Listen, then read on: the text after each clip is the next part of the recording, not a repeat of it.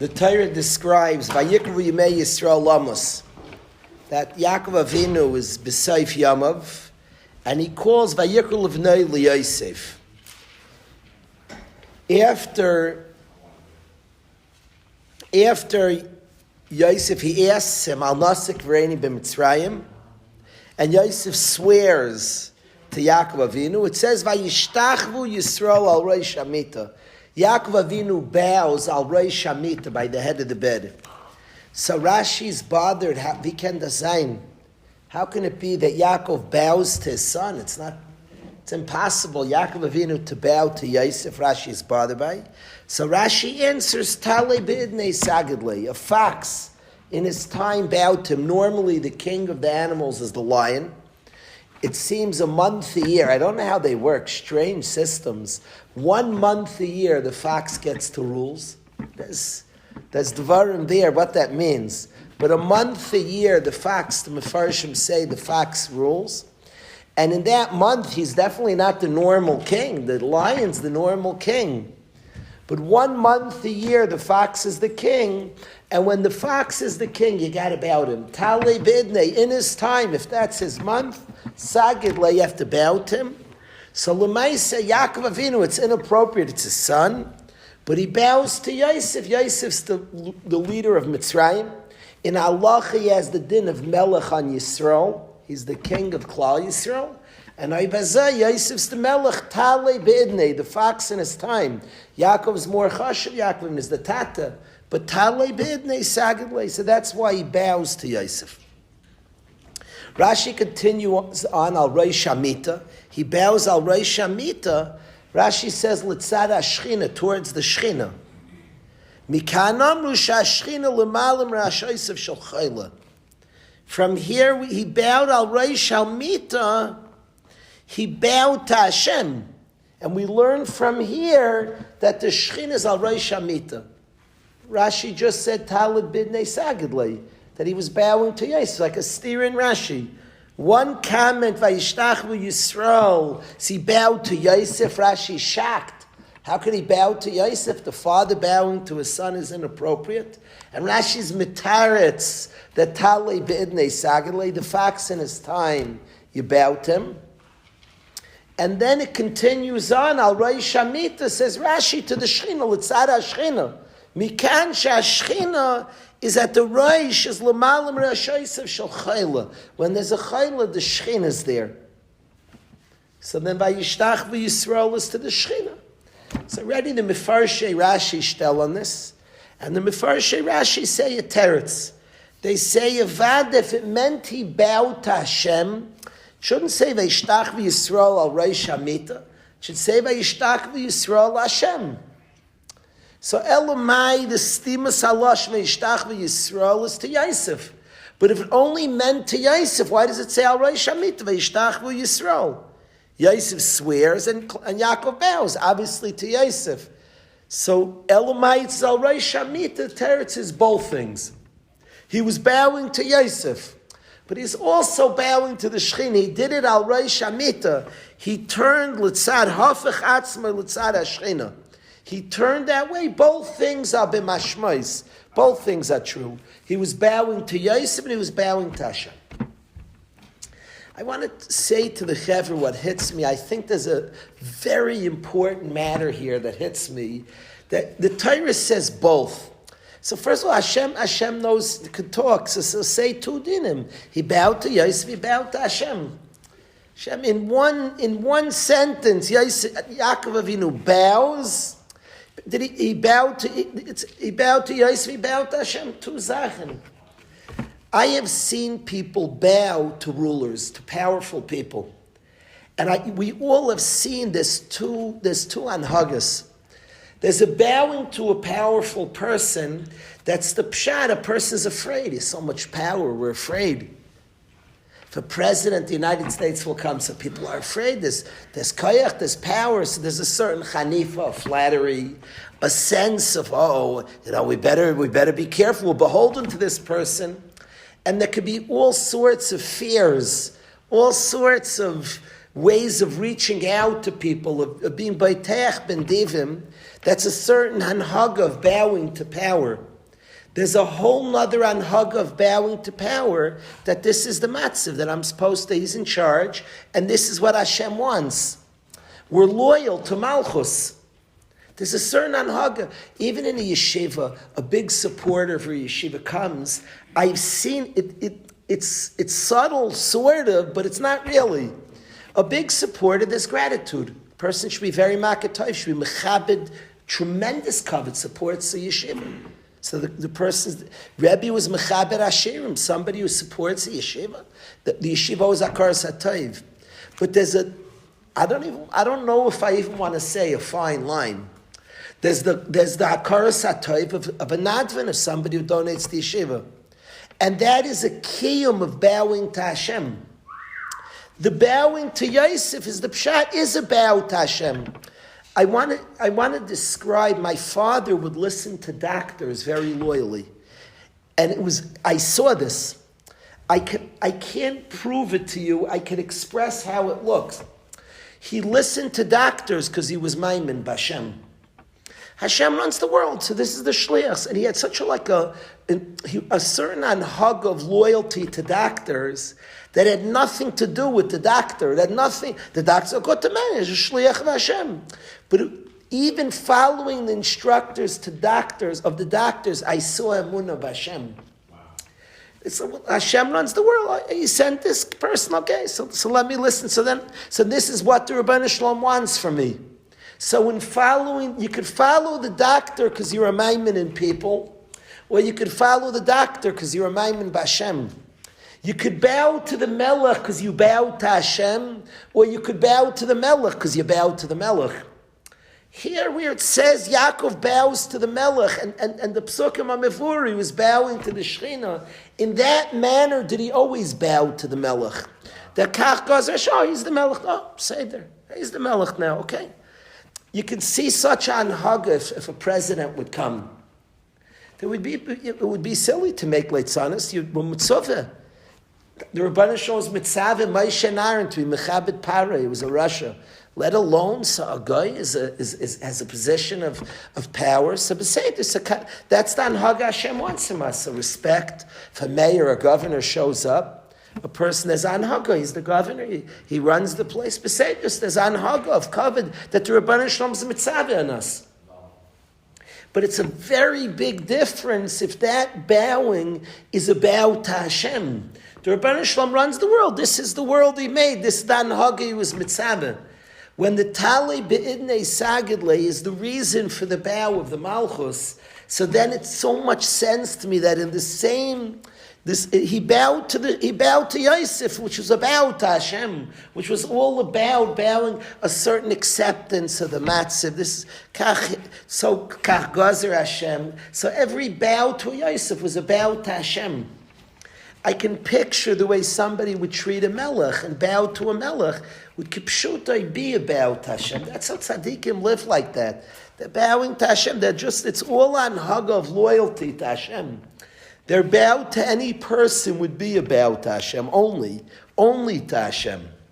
Kach gazer Hashem, this is the matzav Hashem set up. It's only a bow to Hashem. I think we say in Baruch Shmei Sagidna Kamei, I bowed to you. I think we're shaykh that all our bows are only to Hashem. L'cha tichrach kol berach, all knees bend only to you.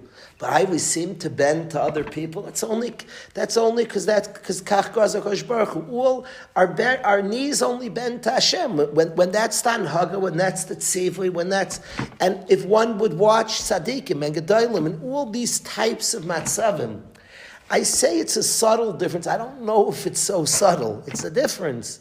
You could see it and feel it and sense it. Whether it's within a case of an ashir where somebody yeshiva is reliant on, and no question about it, there's an anhaga of derech eretz, of kavod, of akaras hatov, but you could sense when the bow is to Hashem. It's a bow to Hashem. Say there's certainly a derech eretz, certainly a kavod, but a bow to Hashem.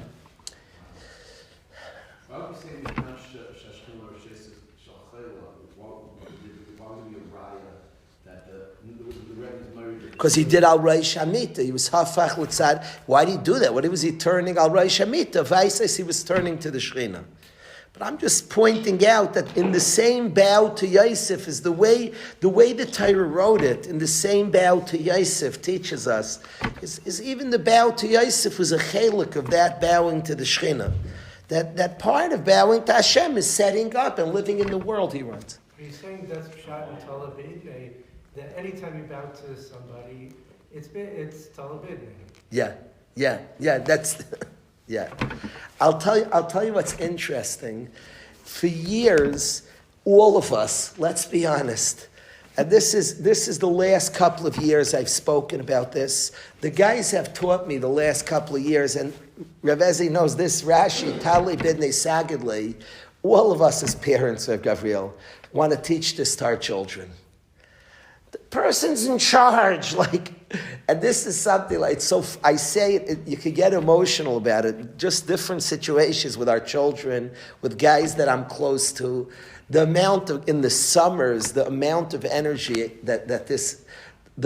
many of our guys in yeshiva in the summers take on jobs, and they're always shmerkaiten, the guy's mad at his boss, the boss is mad at him. It eats a lot of energy in the summer. Because guys are working for somebody and they're upset. The boss, he's so dumb. And the guy might be so dumb, but I'm begging the kid, Tale Bidnei Sagidli, he's your boss. Learn to follow the boss. He's in charge, right? He's dumb, he's stupid, all guilty of all the things as charged. But Tale Bidnei Sagidli, for our children, to the teachers here in Waterbury, they're all Myrdik, they're all Mamnish, lions and kings. But even if it won't be that way, if it will come out that way, we all want to teach our youth Tale Bidnei Sagidli.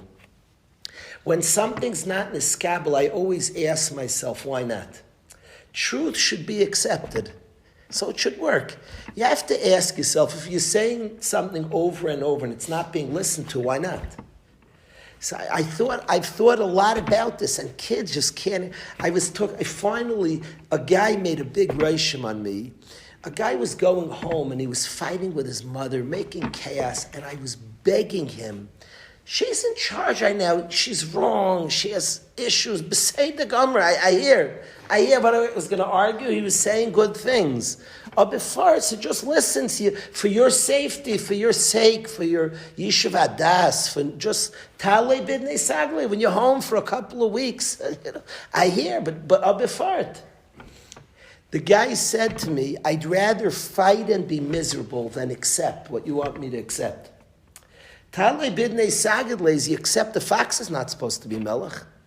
It's a tragedy to it. He said, I'd rather fight and just say there's a deep Inyan, and it's Be'emes Shammai and Hillel. It's not the main thing I want to talk about today. I wanted to talk about that first thing for now.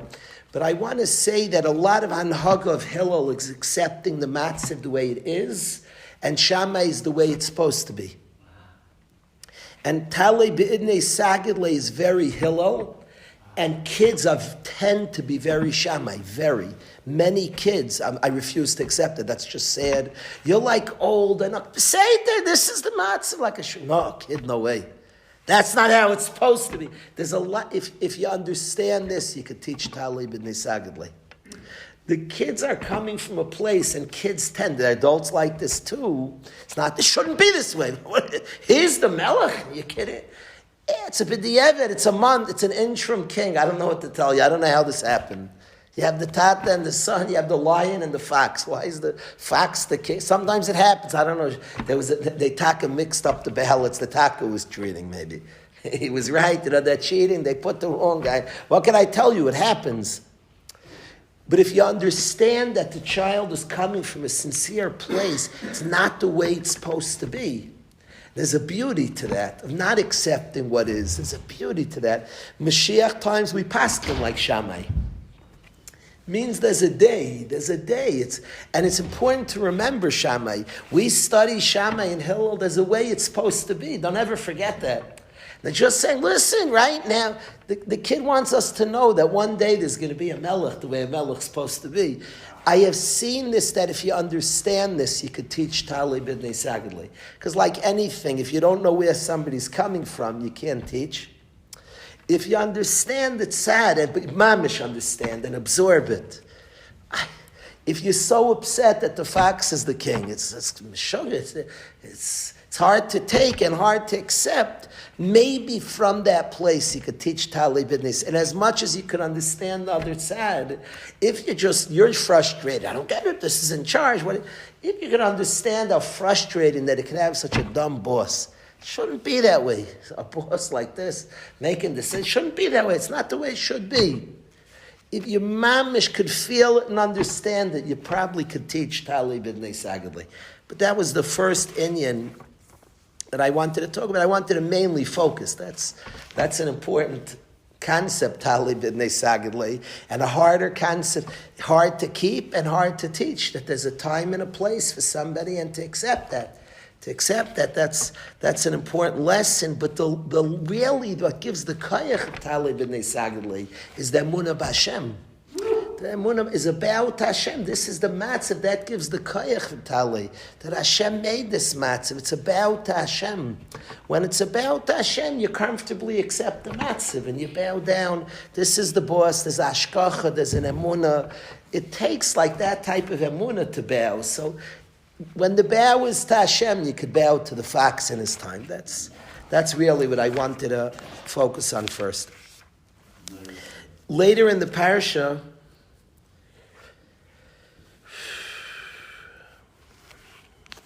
Yaakov Avinu benches all the shiftei kah.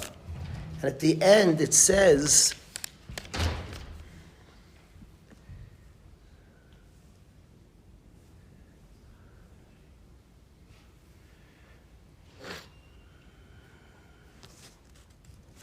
the pasuk after Yaakov Avinu is mivarech, speaks to all his children, all the way at the end of Yaakov Avinu's life. So it says, Vayevarech Oisam, he benches them. Ish asher ki birchasei, every man his unique bracha, Beirach Oisam, he benched them. Now Rashi is bothered, I should say he benched him. Ish asher ki birchasei, every man his bracha, there was a unique, he understood each one, and each one was different, had his own bracha. So it should say, Ish asher ki birchasei beirach oisai. He benched him his bracha, but it says each man his bracha did he bench them. So Rashi's bothered by this kasha, that it says each one his bracha did he bench them. Says Rashi, Lo hayu lo loimer ish asher ki birchasei beirach oisai. He benched him his bracha. What's Aisam? Ma Talmud loimer beirach Aisam. Says Rashi, Talmud lo yabeich Haisam, he was kalan kulam b'chol habrachos. He taka gave Yehuda gvuras ari. He gave Binyamin ze'ev, Naphtali the sweetness ayela, but then he gave them all the brachas. Now, that is a very difficult Rashi to learn, so I don't get it. If he benched Naphtali with swiftness, but then he benched them all with swiftness, so now we all have swiftness. So what do you mean he benched Naphtali with swiftness? Ultimately, he benched them all with everything. Was there a unique bracha? It's hard even to figure out pshat. In pshat, if somebody has a pshat, I'd be interested. What's Rashi saying? He benches each one, Naphtali's swiftness, Gvura to Yehuda. But that was at Pratius. But then Yachal, he just benched each one with their own bracha, but then he was kalam kulam. He said they should all have the gvura of Yehuda.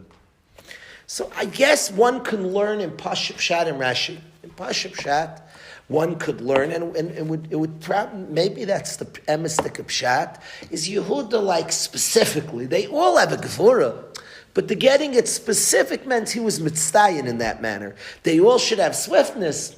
Abba Naphtali got a special dosage of it, more than the others. So they all would get a bracha of swiftness. Maybe if they all got the same thing, so what was the oifen prati that he gave to different ones? So maybe you could tell they all got, they should have the bechin of swift. He's specifically a little more swift. If anybody who's into the Enneagram, you read the numbers, we all have all those. They're all their spheres, the midas of Hashem. We have them all. But you have like your mitzdayin in a certain one. If you study it, you stand out in a certain one. So here, I guess that's how, is that how the Chevra would learn Pashup Shat? I assume, Rav Avi, that would be Pashup Shat. That's what I assume. If somebody has a different Shat I'd like to hear, this is what I say. But I was thinking is like this, and the Rashi, and the I don't want to, it's not free to like shtup things in Rashi. You can't say what you want in Torah. When I learn these psukim, this is what I hear, and maybe Rashi means this. Maybe Rashi means this. I don't know. I don't want to shtup something in the pasuk. When I saw the pasuk, I thought Rashi would learn this way. Then I saw Rashi. I don't know exactly what he means.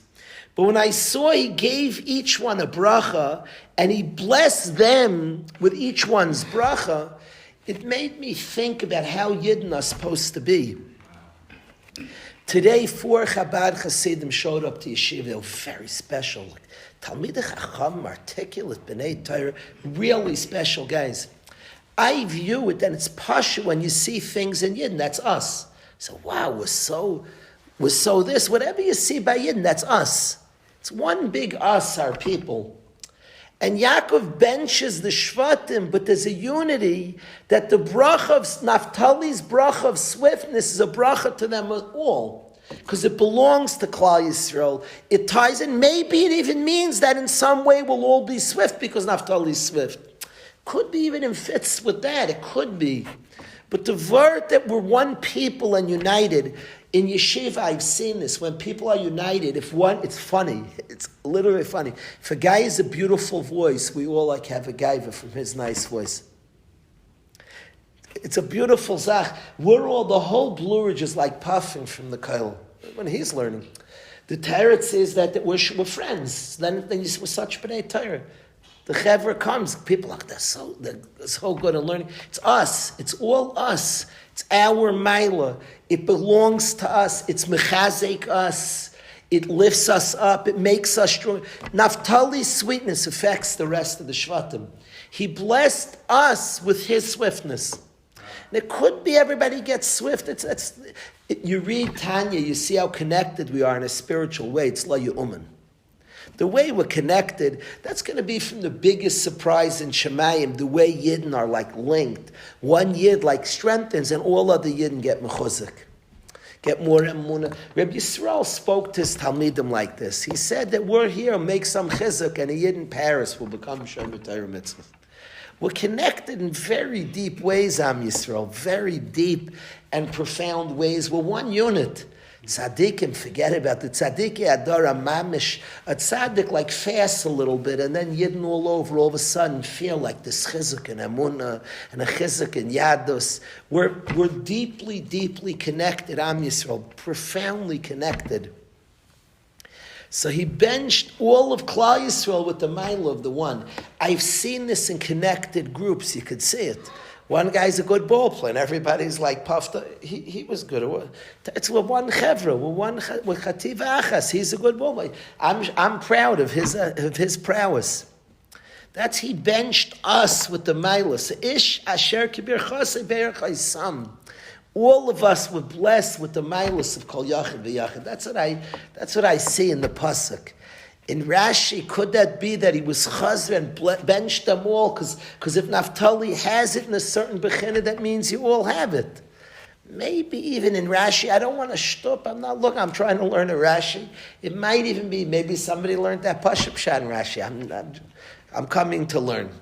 Perhaps, but certainly this inyan of the Achdus Yisrael, that the mile of one, it's like, it's me'ain that story of Rav Aryeh Levine, where he said, the doctor asked his wife where her leg hurts, and he pointed to a spot and said, it hurts us over here. So that one Shevet is gifted with swiftness. Naphtali gets swiftness. We were all gifted with his swiftness. My father once said a line. He was his childhood friend owned a boat. My father once said, the only thing better than owning a boat is your best friend owns a boat. We own a boat. But my father, his community was so generous. We would come over, he would take us boating with his friend's boats. See, Mamish had the keys. That's Klal Yisrael's bracha gets shared. What's true by one becomes for us all. Ish asher kibirchase berach haisam. Vayevarech haisam. Ish asher kibirchase berach haisam. All of the Shvatim were benched with each unique shave, each independent shave, its bracha. It became a blessing for them all. That's mamish what Yaakov Avinu wanted. So it's mamish pshatov in the psukim for sure. In Rashi, could be that's what it means. Very, very, very shaykh in Rashi. That's what it means. There was another inyan I wanted to speak. I wanted to learn the Gemara Saita of Chushim Ben Dan, but I think it will be kind of funny, not for a few minutes, not to speak about Asar B'Tevis for a few minutes. I want to suggest, it's a Yisra Arichos. The question is, what's wrong with translating the Torah? Talmai has people translate. I'm a huge art scholar. I'm not making funny because I love art school. Art schools from it. You can't even say it lightly. They were mizaka. They taught. They accessed Torah to so many. So what's this Talmai? They're translating Torah. It needs a pshat. I don't know the answer. It's not a small question. What's the chayshech? They're obviously Torah's Torah. Torah's and they're trying to, they make a chayshech, there's some battle against Torah. So I want to claim, I'm chayshish is pshat. I'm chayshish, what were they doing? This is what I suspect. It's very important, when Art Scroll makes this clear, to their credit, to these tzadikim's credit, they're a pirush on Torah. It's very important. They're not like, the Torah is right here. And a Yid studies Torah and works on Pshat. And we work together. Each Yid learns Torah and harvests on Torah. The Gemara in Gittin, the Gemara says that Rabbi Yasser asked Eliyahu Hanavi, what's Hashem doing? He's Isaac and Pelegish begivim. And Hashem is saying, Ev Yasser b'ni kachamer, Yonis b'ni kachamer. Fragt the Gemara, Shalom ikasveika kamei shmaya, Hashem's not sure.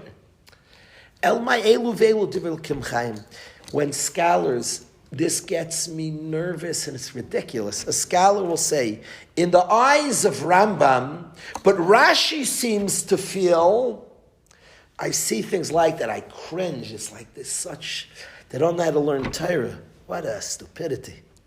Because it's like, we're not so smart. There's one scholar seems to think, another one counters, and we're left. I don't know. No, we do know.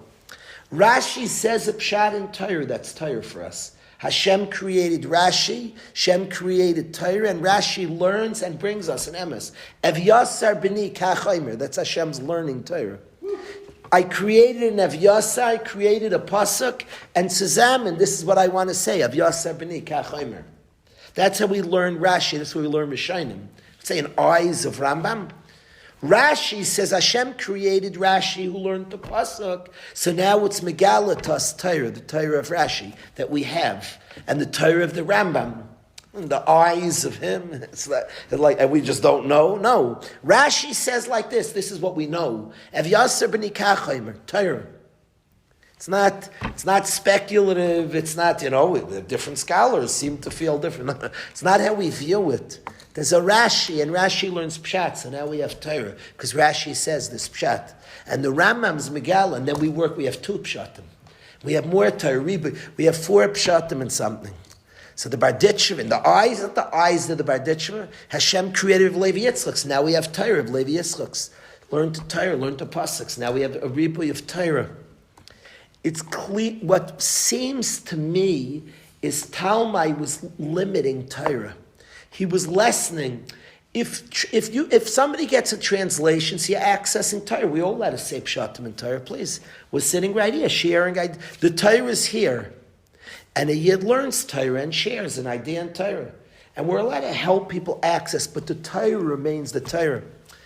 What Talmai said is, get your best and wisest and give me, and this will be Torah. He was creating, give me Torah. It's even a Yid came to Yeshiva today, and I said this pshat, a Yid said it's interesting that he sat them in 70 cubicles. He says, not that we learn Torah. We learn Torah zusammen. We fight because it's Torah, what he sees. He said, give me your best stuff, and together we'll put it together. Create Torah. He would have killed them if there was differences. It had to be a nace. They all wrote the same thing. But that's not even Torah. He wanted to create this. Tell me your best pshat, your smartest pshat. And this is Torah. It's not Torah. It's one person. It's Torah. The Torah is the untouched, and then the Torah is in every single yid. And every single yid learns and studies and says a pshat. And together, the Rav Chashmaitza, the expansive sugya of each person studying the Dvar Hashem, you can't give the best pshat, and this is Torah, nothing else Torah. That's chayshech, that's narrowing Torah. Torah is the words of Hashem, and all the millions of Yidden who study Torah, all the Yidden who were handed Torah to learn it, to understand it, to bring out the emes of Torah. They want to give me your best pshat, and that narrowing down, and that's Torah. Zehu. No, the original words, with each loimed Torah learning it, is Torah. It could be. If somebody has a different pshat, what the chayshech? There was some chayshech of narrowing down, of limiting, of lessening Torah. So that's one of the inyanim that brought a chayshech to the world. Very connects to Chanukah and Torah Shabbal Peh and mitzvahs to Rabbanan and the kayach of each yid to learn Torah, to have ideas in Torah. So that's one inyan that I wanted to share from this Kufas Hashana. To end, I was going to read the Gemara in Saita, the hours late, but the Gemara in Saita describes, on Yod Gimel in Saita, describes the matziv. It describes the matziv of Klal Yisrael, the Shvatim are going all zusammen to bury Yaakov Avinu, and Esav's protesting, he's not allowing it. And a whole vikuach goes on over there, and Chushim ben Dan, who doesn't hear, he's not capable of hearing Chushim ben Dan. And he says, Yaakov Avinu is b'b'zayin. What's going on here? The Zayd is b'b'zayin. And he takes off Esav's head. He chops off Esav's head. There's a famous memory from Chaim Shmulevitz. I think this is what he means. But at times, Reb Chaim said, why was everybody else comfortable with the b'zayin? There's a b'zayin here. He said, if I understand Reb Chaim Shmulevitz is saying, I don't want to blame on anybody, what I hear in the Chazal, they're all entering a discussion with Esav, and there's a machlokes and a shayla and a nidain, and in entering the nidain, you get used to something you shouldn't get used to. Yaakov Avinu is sitting there b'bzayin, but Esav's explaining, but he's talking, but he's darshaning. Chushin doesn't hear the whole, sometimes in all the ribuy of information and philosophizing, he's the simple fact, Yaakov Avinu is b'bzayin, is ridiculous. He's sitting here, he's lying, he's waiting. We're waiting to Naphtali, who was blessed, gave all of Klal Yisrael swiftness. He's running back there to bring back the star. No, this is not happening. And he takes off Esav's head. There are times that we get inundated with information, overly complex. We get in our head, we get overly, and something, it's interesting.